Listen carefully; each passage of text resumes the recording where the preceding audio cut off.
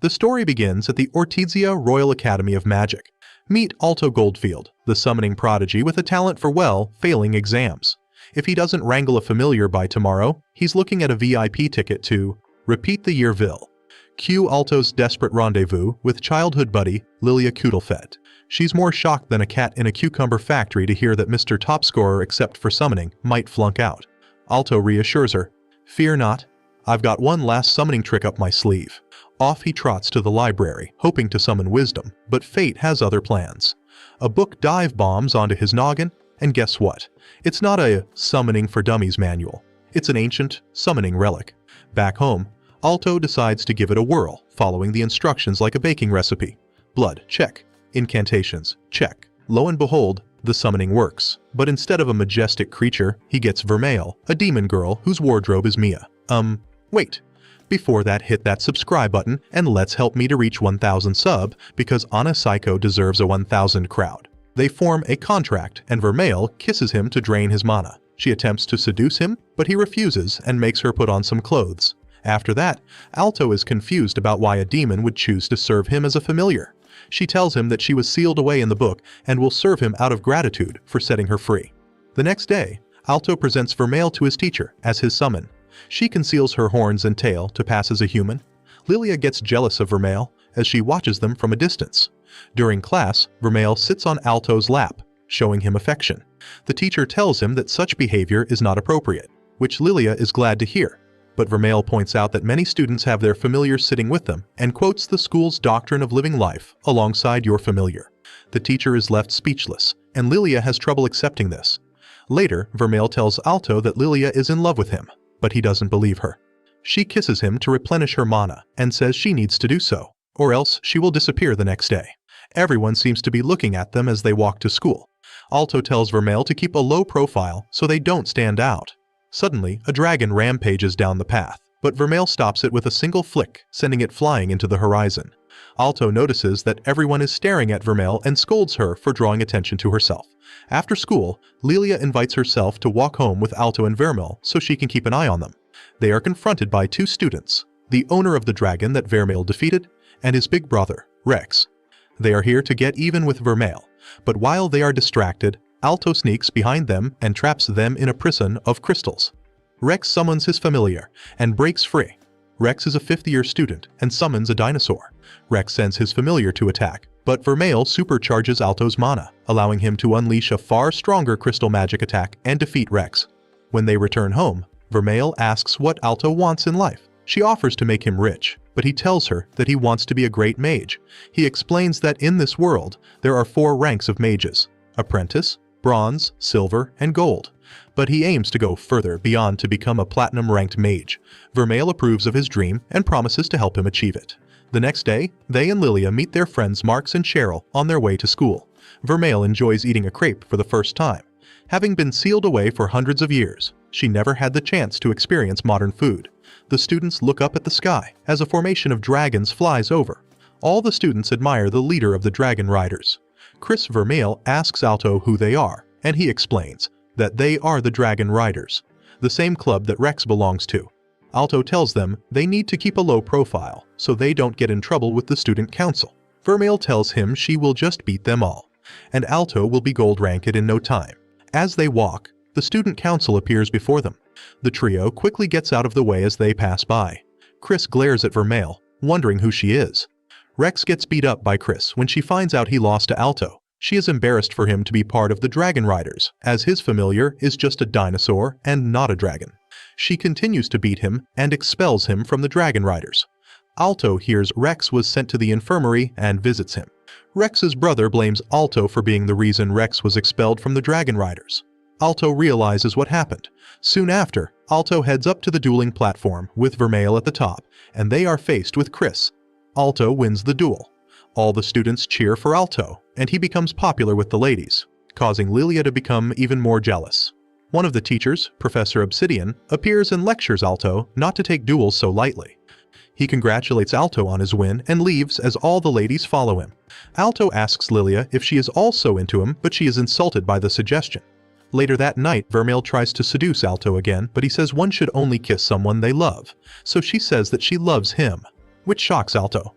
The next day, Alto worries while Vermeil appears refreshed. Alto remembers Vermeil telling him she loves him and turns completely red. He goes to see Professor Obsidian and asks if demons can fall in love with a human. Obsidian tells him that demons only want humans for their mana.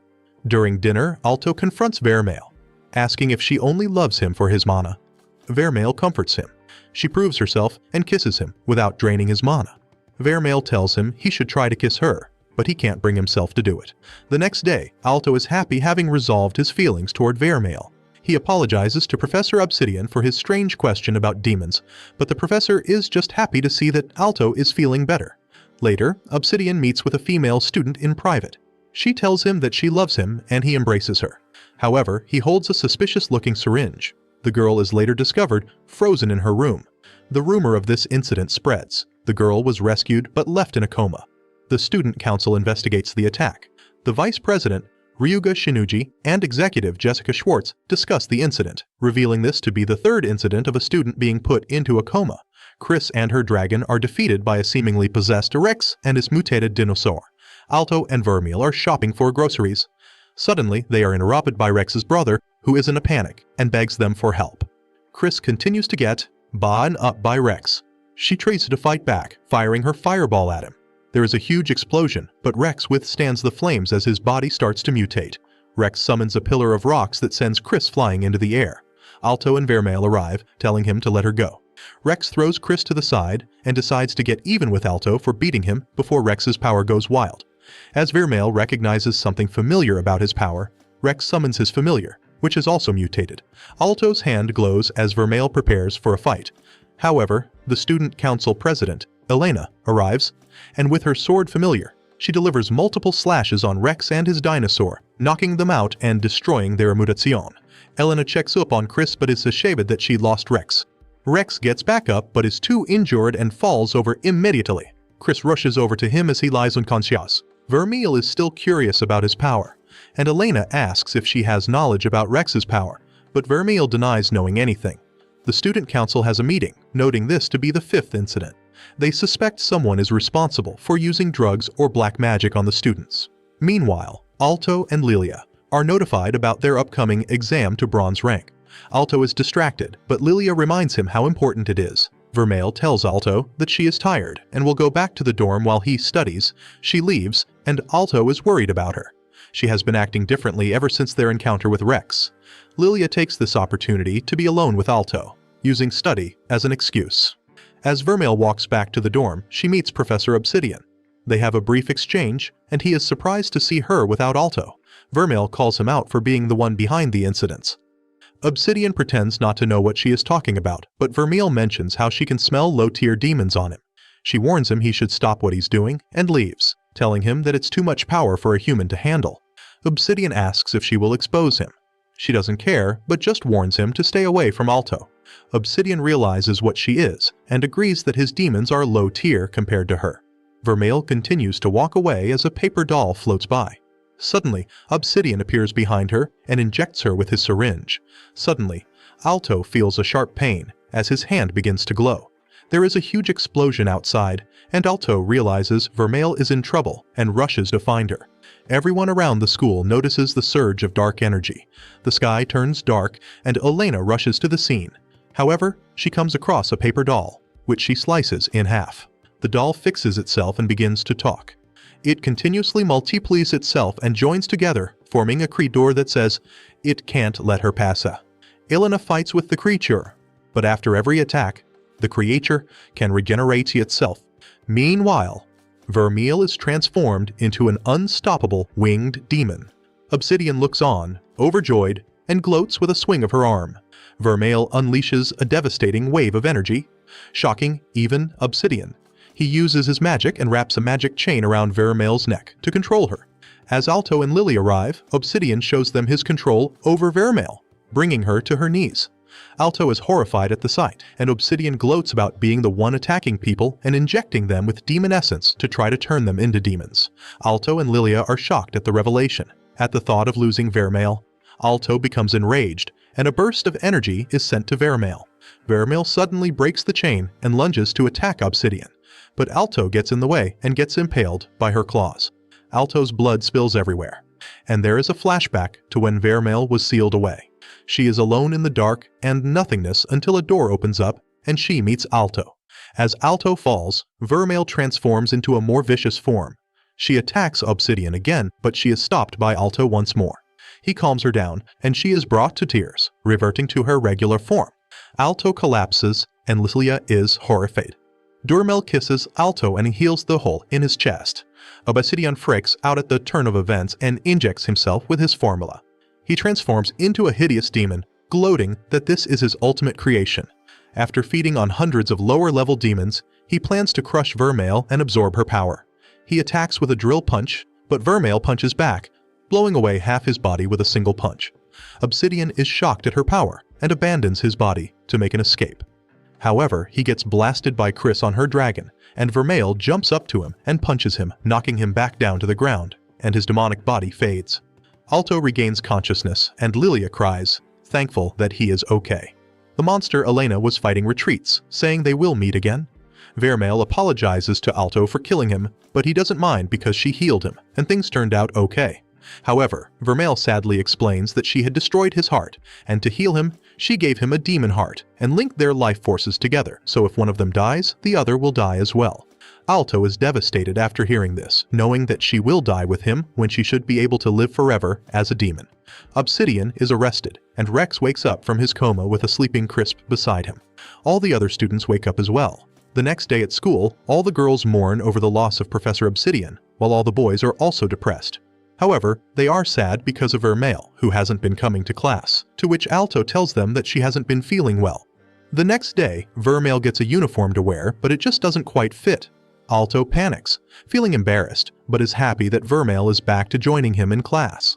Elsewhere at a church surrounded by bodies, we meet a platinum-level witch named Helio and the ex-platinum warlock Iolite. Using one of the paper dolls to communicate, Iolite talks about Obsidian's failure, calling him a fool, but showing interest in his research. One of the priests lunges out, but he is batted away by a centaur familiar back at school. All the boys stare at Vermeil's new look, and the boys praise Alto for bringing her back to class. Suddenly, the student council interrupts the class, and Alto and Vermeil are detained. Alto worries that they've found out that Vermeil is a demon. He asks why they were detained, and Elena apologizes for not being able to help during their fight against Obsidian. They want to know more about the incident, but Obsidian escaped from prison, so she brought them in to find out more. Alto agrees to help, but Elena asks if they are hiding any secrets. They are held at Blade Point, and Alto has no choice but to confess that Vermeil is a demon and that their life forces are linked. They are shocked at the revelation, but Alto claims Vermeil is not evil and is ready to protect her at all costs. Jessica thinks Vermeil is too dangerous, but Elena believes in Alto and decides to help keep his secret, noting that she can easily kill Alto if Vermeil got out of control. She then invites Alto to be an executive on the student council. The next day, Alto goes to attend his first council meeting. The meeting continues, and Elena shows them a piece of the creature she fought with. Chris tries to examine it, but Elena explains that it contains such an advanced magical formula that a team of gold-level mages was not able to decipher it. Coming to the conclusion that their enemy is at the platinum level, Alto has a dream of a young Vermeil crying in a ruined city. He comes before a woman that tells him to choose between helping humanity or destruction, but saving Vermeil. He suddenly wakes up, appearing shaken. The next day, Alto gets his things together for the exam. He sees the book that Vermeil used to be sealed in and wonders who was the one that sealed her. Thinking back to his dream, he is called to go, and Hurdley brings the book along with him. Lilia hypes them up for the exam, and the group heads off. They stand out from students at other schools, as their academy is one of the most prestigious, with a 50% pass rate compared to only 10% from other schools. The students gather in a hall for their practical exam. There is a large crystal ball with a flame inside. The examiner tells them that this is a test to measure their mana, and all they have to do is pour their mana into the flame and strengthen it. The students are relieved at how easy it sounds, but Alto believes that there is more to the test. The first student is called up, but he fails to affect the flame. The next student, with a ferocious bear familiar, gives it a go, but also fails. It comes to Lilia's turn, and she shows them how it's done. She focuses on the flame and not the crystal, easily making the flame grow, impressing the examiner. Alto is the final student and goes up with Vermeil. Alto analyzes the crystal and figures out that it's easier to supply mana from behind. The examiner is impressed that Alto figured out the real test, testing how well a student can understand and decipher magic formulas. Vermeil encourages Alto to show off, and he agrees. He instead chooses the most difficult spot to supply mana. He pours his mana, creating a huge flame that turns silver. The examiners are shocked, and Alto continues to grow the flame until the crystal cracks and completely shatters. Alto becomes mortified and apologizes for breaking the crystal. However, the examiner tells him that he passed with full marks. Alto and his friends have a break for lunch, and Alto is a little worried about the written exam. Vermeil encourages Alto, and the group gets ready for the exam. Vermeil pulls Alto aside to help replenish his mana, but this almost makes him late. As Alto walks, he passes by the root student from the other school. In the bathroom, the student complains about Alto showing off during the practical. Iolite appears behind him, surprising him. The student dismisses him and tries to leave, but ends up getting killed as he bleeds and falls over. Iolite then steals his test ticket to sneak into the exam. Alto rushes to the exam and makes it just in time. Alto takes his seat, and soon after, Iolite takes the seat beside him and wishes him good luck. Alto starts going through the test, but becomes distracted when he notices that Iolite has fallen asleep. Alto tries to ignore it and focus on the test. Iolite eventually wakes up, and Alto worries that there is not enough time for him to finish. However, Iolite takes a look at the test and writes super fast, finishing the test in seconds. He looks over at Alto, mocking him for being slow. They get reprimanded for talking, but Iolite doesn't care, saying that no one will be passing. Suddenly, a guard rushes in, reporting the body of the student that Iolite had killed. They realize that Iolite is not a real student. There is an explosion as Iolite summons an enormous stone golem. He says that he took the test for fun and reveals he is after Alto. Vermeil jumps through the window, attacking with her demonic magic, but it gets blocked by the golem. The examiner recognizes Iolite as the youngest mage to ever become platinum ranked, calling him a prodigy that outclasses every other mage. Lelia gets dragged out to evacuate, but when she tries to get back in for Alto, they find that the building is protected by warp magic, that heliocast.